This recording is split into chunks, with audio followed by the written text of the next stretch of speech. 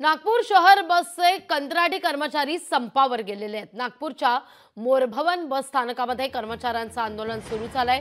पगारवाढीसह विविध मागण्यांकरता कर्मचारी आंदोलनाच्या पावित्र्यात दिसतायत। नागपूर शहर बसची चाकं ही थांबलेली आहेत। नवरात्रीच्या पहिल्याच दिवशी प्रवाशांचे मेगा हाल होतात। आढावा घेतला आमचे प्रतिनिधी ज्ञानेश्वर पवार यांनी।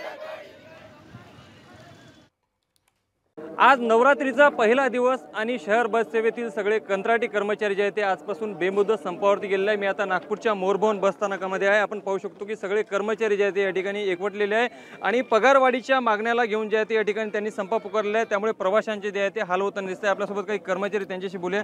तर काय सांगाल ताई, तुम्ही आज संप पुकारलेला, नेमक्या काय तुमच्या मागण्या आहेत? सर, मी स्नेहा बोरकर बोलत आहे। मी हिंगणा डेपोला काम करते। सर, गेल्या 2010 पासून पेमेंटची वाढ झालेली नाही आहे। तुम्ही सांगा, जर 12,000 जर महिना चालत असेल तर आमचं म्हणणं तर एकच आहे की तुम्ही सुद्धा आम्हाला चालवून दाखवा 12,000 मध्ये। त्यातही तुम्ही आमचे डेबिट मारता। आज मला 1.5 वर्ष होत आहे, पण आमची पेमेंट स्लिप आम्हाला आतापर्यंत मिळत नाही। आम्ही बोलतो की आम्हाला पेमेंट स्लिप द्या, आम्हाला आताही पेमेंट स्लिप येत नाही। मग तुम्ही आम्हाला आमची पेमेंट स्लिप देत का बरं नाही? आमचा जो मुद्दा आहे, पण GRच्या नुसार 2015चा जो पगारवाढचा जो विषय आहे त्याप्रमाणे पगारवाढ झाला तर यांची परिस्थिती सुधारेल आणि यांना भविष्यामध्ये यांच्या मुलांची पण मुलाबाळांची पण एक एज्युकेशनमध्ये हे पैसे लावू शकतात।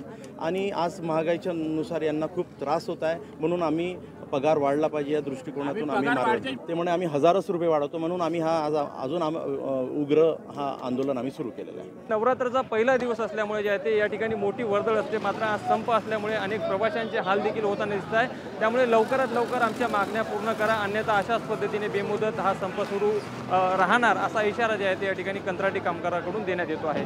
लोकशाही मराठी करता मी ज्ञानेश्वर पवार, नागपूर। लोकशाही मराठी ऐका, पहा, जागरूक रहा।